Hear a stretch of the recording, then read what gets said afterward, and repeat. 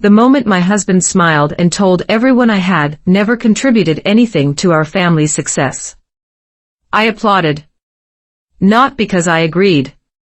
Because exactly 72 hours later, every dollar they believed belonged to them became mine. And the only person who knew it was me. My name is Claire Dawson. I'm 38 years old. I live just outside Charlotte, North Carolina. For 19 years I believed loyalty was stronger than money. I was wrong. Because sometimes, the people sitting beside you at Thanksgiving are quietly planning your downfall. This is the story of how my husband, my in-laws, and even my own sister tried to erase me from the family. Instead, I erased everything they thought they owned. For 19 years, everyone believed my husband, Ethan, built the Dawson family business. He loved the attention, the speeches, the awards, the magazine interviews. Whenever someone congratulated him, he smiled. Whenever someone asked what I did, he laughed. Claire keeps the house running. People smiled politely. No one knew. Every contract, every supplier, every financial strategy, every major client had my fingerprints all over it. I stayed behind the scenes because I never cared about recognition. I cared about our family. That was my biggest mistake. I should have known something was wrong the moment Ethan asked me to wear my emerald green dress. Tonight is important, he said with a smile. I want everyone to see how beautiful my wife is. For a second, I actually believed him. After 19 years of marriage, I thought maybe he wanted to celebrate everything we'd built together. I couldn't have been more wrong. The Dawson family owned one of the largest custom furniture companies in North Carolina. My father-in-law started it in a tiny warehouse with just 6 employees. When Ethan inherited it, everyone praised him as a brilliant businessman. What nobody knew was that I had spent almost 20 years quietly keeping the company alive. While Ethan traveled for conferences and charity galas, I negotiated million-dollar contracts. I found new suppliers during the lumber shortage. I built relationships with clients that kept our factories running. But I never needed applause. I believed success belonged to the family, not to one person. That belief was about to destroy me.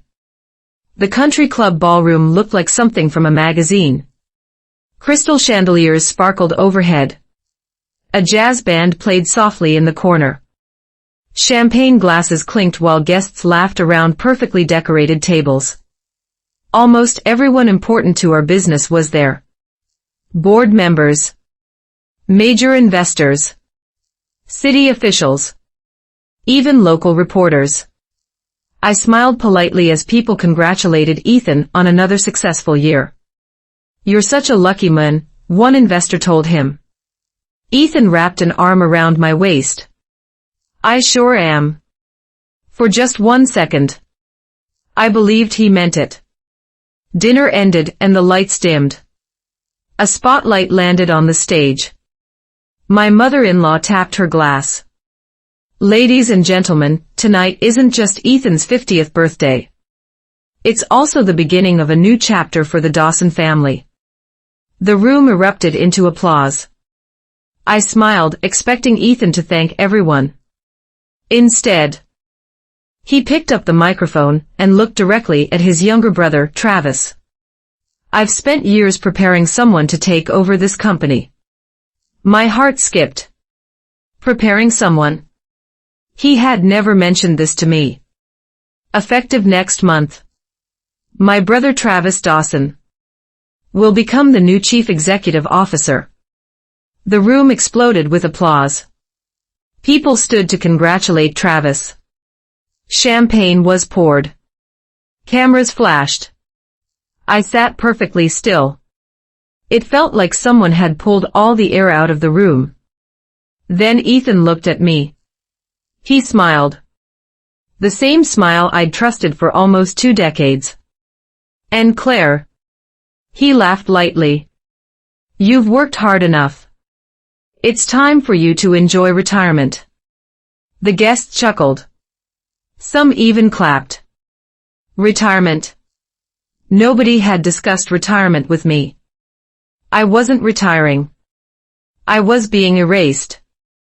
Travis walked over with a glass of champagne. Don't take it personally, he said quietly. The company needs fresh leadership. I looked him straight in the eyes. And you think that's you? He smirked. I don't think. I know. That was the moment something inside me changed. Not heartbreak. Not anger. Clarity. For 19 years, I had been protecting people who had already decided I no longer mattered. I slowly stood up. Straightened my jacket. Forced the smallest smile. Then I raised my champagne glass. Congratulations, Travis. I sincerely hope you know exactly what you're doing. He grinned proudly. I do. I nodded once. No. I whispered just quietly enough that only he could hear. You really don't. I set my untouched champagne on the table. Picked up my purse. Walked out of the ballroom.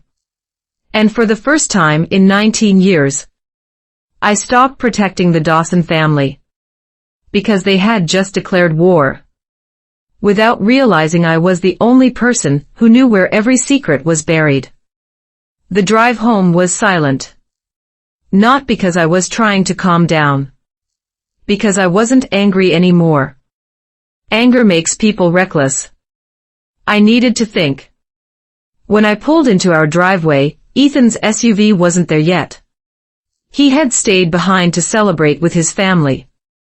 Perfect. I walked into my home, kicked off my heels, poured myself a glass of water, and went straight to the room no one in the family ever entered. My home office. Everyone thought it was where I paid bills and answered emails. It wasn't. It was where the real business happened. I sat at my desk and opened my laptop. One password. Then another. Finally, a secure investment portal appeared on the screen. My fingers hovered over the keyboard for a moment. 19 years. I had protected this secret for 19 years. Maybe it was finally time. Years earlier, the Dawson company had nearly collapsed. A major supplier went bankrupt. Orders stopped. Banks refused to lend us another dollar. Ethan panicked. His father wanted to sell the company. Everyone believed bankruptcy was inevitable. Everyone except me. I had inherited money from my grandmother a few months before. Not millions. But enough to save the business. I offered to invest it directly. Ethan refused. I don't want people saying my wife rescued my company, he had said. His pride mattered more than survival. So I found another way. With the help of a corporate attorney, I created a private investment firm called Blue Ridge Capital Holdings. No one connected it to me. Through that company, I quietly purchased shares from struggling investors who wanted out. Every transaction was completely legal. Every document was signed. Every dollar was mine. Over the years, whenever another shareholder decided to sell, Blue Ridge Capital bought those shares too. Little by little. Without anyone noticing. My ownership kept growing. I clicked on the latest shareholder report. The numbers appeared on the screen. The next morning, I arrived at a quiet coffee shop before sunrise. Daniel was already waiting. He looked exhausted. I tried to stop him, he said before I even sat down. I told Ethan replacing you would be the biggest mistake this company has ever made. I stirred my coffee slowly. Did he listen? Daniel gave a bitter smile. He thinks you're just his wife. That sentence should have hurt. Instead, it confirmed everything. I leaned forward. Daniel, what if I told you Ethan doesn't actually control this company anymore? He frowned. What do you mean? I slid a folder across the table. Inside were ownership documents, share certificates, corporate filings, everything. Daniel's eyes widened with every page. He looked up at me in complete disbelief. My God. You own almost half the company. I nodded. And by the end of this week, I'll own enough to decide who stays and who walks out the front door. Daniel sat there for several seconds, staring at the documents like they couldn't possibly be real. Finally, he looked up. Claire, if these filings are legitimate, and I know they are, you don't just have influence. You have control. I closed the folder. Not yet. But I'm about to. That afternoon, I didn't go to the office. Before I could answer, my phone buzzed. It was my younger sister, Emma. Can we meet? Please don't tell Ethan. That wasn't like Emma. She avoided conflict whenever possible. Something was wrong. An hour later, we met at a small diner outside the city. Emma looked nervous. She barely touched her coffee. Finally, she slid a manila envelope across the table. I found these by accident, she whispered. Inside were printed emails. Dozens of them. The first one was from Ethan. Subject, transition plan. Once Claire is out, Travis takes over immediately. She doesn't need to know until the announcement. My stomach tightened. The next email was from Travis. She's too emotional to run a company this size anyway. Then another. Once the board is settled, we'll slowly move her off all family accounts. My hands started shaking. This wasn't just about replacing me. They had planned to erase me completely. Then I reached the last page. It wasn't from Ethan. It was from someone else. Someone whose name made my chest tighten. Margaret Dawson. My mother-in-law. Claire has always been too independent. Ethan should have taken control years ago. A family business should stay in the hands of Dawson men. I read the sentence twice. Then a third time. 19 years. I'd spent 19 years trying to earn her respect. She had already decided I never deserved it. Emma reached across the table and gently touched my hand. I'm sorry. I should have told you sooner. I looked at her. Why didn't you? She lowered her eyes. Because Ethan convinced everyone you were planning to leave the company anyway. He said this was your idea. I laughed. Not because it was funny. Because the lie was almost impressive. They hadn't just betrayed me. They had rewritten the entire story. That evening, I drove home just before sunset. Ethan's car was already in the driveway. He was sitting on the front porch with 2 glasses of wine. Like nothing had happened. There you are, he said with an easy smile. I've been waiting. I walked toward him calmly. We need to talk. He nodded. I agree. I know the announcement surprised you. But after a few weeks, you'll realize this is best for everyone. I stared at him. Everyone?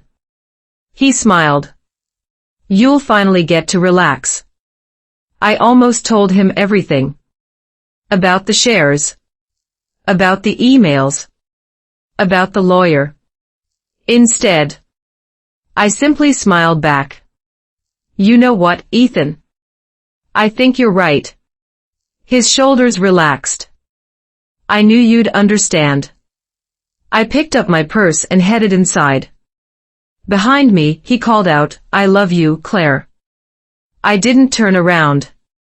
Because for the first time in 19 years, I realized he wasn't talking to me. He was talking to the version of me he thought he could control. And in less than a week, he was going to learn that woman no longer existed. The next 48 hours were the quietest of my life. Not because nothing was happening. Because everything was. While Ethan believed I was at home, adjusting to retirement, I was meeting with attorneys, accountants, and shareholders. Every conversation ended the same way.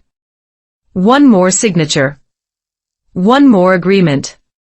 One step closer. By Thursday afternoon, Rebecca called. It's done.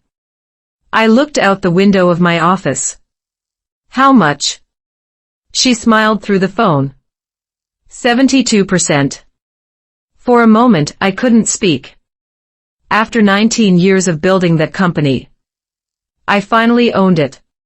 Legally. Completely. Friday morning arrived. The Dawson headquarters buzzed with excitement. Employees filled the lobby, whispering about Travis's first official board meeting as the new CEO. No one expected to see me. When I walked through the front doors wearing a navy blue suit and carrying a leather portfolio, conversations stopped. Some smiled politely. Others looked confused. A few avoided eye contact. The receptionist stood up. Mrs. Dawson. I didn't know you were coming. I have a board meeting, I replied calmly. She glanced toward the conference room. They're already inside. I know. The boardroom doors were closed. Inside, Ethan stood at the head of the long oak table. Travis sat proudly in the CEO's chair. Margaret Dawson smiled as if the future had already been decided. The room fell silent when I opened the door. Ethan frowned. Claire. This meeting is for board members. I smiled. Perfect.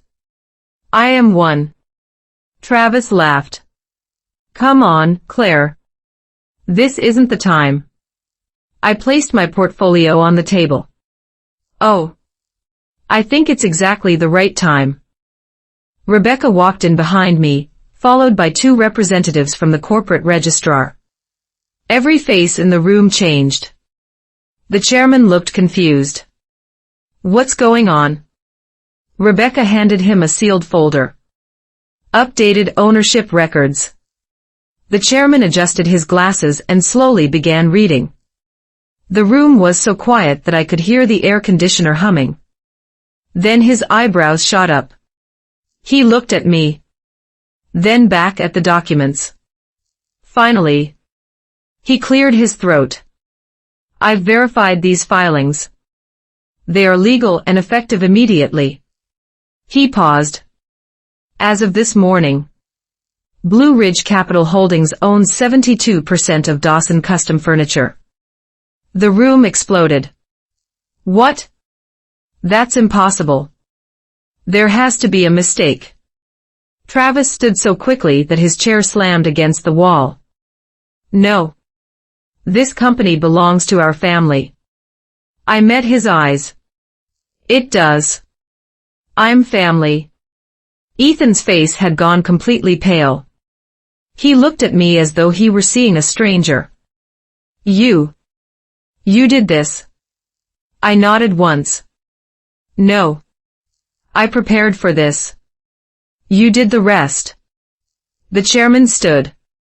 Under corporate law, the majority shareholder has the authority to appoint or remove executive leadership.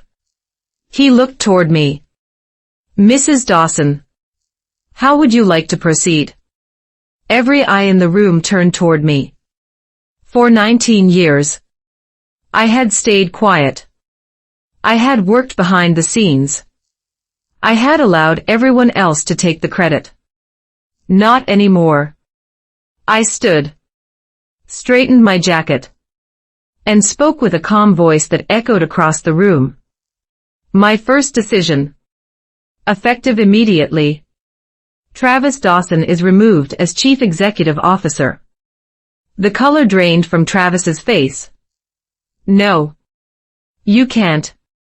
I just did. He looked at Ethan desperately. Do something. But Ethan couldn't move. Because for the first time in his life, he had no power left. I looked directly at him. My second decision. Ethan Dawson. You are relieved of all executive duties. The room fell silent. Security, already waiting outside at Rebecca's request, opened the boardroom doors. I didn't smile. I didn't raise my voice. I simply said the words they would remember for the rest of their lives. Gentlemen, please escort Mr. Ethan Dawson and Mr. Travis Dawson out of the building. As security stepped forward, Ethan looked at me with tears in his eyes. Claire, please. This isn't who you are. I held his gaze for a long moment. Then I answered quietly. No. This is exactly who I became. After you decided I didn't matter. The boardroom was silent. No one moved. No one spoke. As security escorted Ethan and Travis toward the elevator, Ethan stopped and turned around. His eyes met mine. For the first time in 19 years, I didn't see confidence. I saw fear. Real fear. He opened his mouth as if he wanted to explain everything. Then the elevator doors closed. And he was gone. Over the next few weeks, the company changed faster than anyone expected. I didn't fire people to prove a point. I promoted the employees who had worked hard without recognition. Factory workers received raises. Healthcare benefits improved. Employees finally got bonuses they'd been promised for years. For the first time, people weren't afraid to walk into work. One afternoon, Daniel smiled as he handed me the latest financial report. You know what's funny? What? Profits are already up 23%. I laughed. Turns out respecting people is good for business. Then, one rainy Tuesday afternoon, Rebecca walked into my office carrying another folder. We found something. What is it? Ethan. My stomach tightened. She opened the file. For almost 3 years, Ethan and Travis had been secretly using company money to pay for luxury vacations, expensive cars, and personal investments. They had hidden everything under fake consulting expenses. It totaled more than $2.8 million. I closed the folder. So, what happens now? Rebecca answered quietly. The board has already reported it. A criminal investigation has been opened. I leaned back in my chair. I felt nothing. No joy. No satisfaction. Just relief. For once, justice didn't need my help. The truth was enough. A month later, I received an unexpected visitor. Ethan. He looked older. His expensive suits were gone. His confidence had disappeared with them. He stood outside my office holding a small cardboard box. Can we talk? For a long moment, I considered saying no. Instead, I pointed toward the chair. He sat down. I don't expect forgiveness, he said quietly. I know I don't deserve it. I said nothing. He looked around the office. You always belonged here. I was too proud to admit it. I kept telling myself people respected me. When really, they respected you. The silence between us felt heavier than words. Finally, he slid the cardboard box across my desk. Inside were photographs. Our wedding. Our honeymoon. Rowan's first baseball game. Myra's first day of kindergarten. I found these while packing. I thought they should stay with you. I looked at the pictures. They weren't fake. Those moments had been real. The betrayal came later. That somehow made it hurt even more. As Ethan stood to leave, he stopped at the door. I lost everything. My company. My family. My reputation. He lowered his head. I finally understand what I took from you. I looked at him calmly. No, Ethan. You didn't take everything. He frowned. I smiled softly. You forgot one thing. My future. He nodded slowly. Then he walked away. Without looking back. It was the last time I ever saw him. 1 year later, the Dawson Company had become one of the fastest-growing businesses in the state. Business magazines wanted interviews. Local universities invited me to speak about leadership. Every interviewer asked the same question. How did you get revenge? I always gave the same answer. I didn't. They destroyed themselves. I simply stopped protecting them. That evening, I sat on the porch of my new home with a cup of coffee, watching the sunset. Rowan was grilling burgers in the backyard. Mia laughed as our golden retriever chased a tennis ball across the grass. The house wasn't the biggest. It wasn't the fanciest.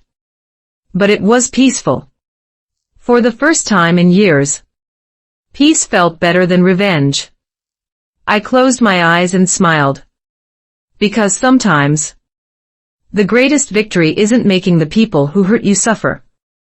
It's building a life so beautiful that they become nothing more than a chapter in a story you've already finished.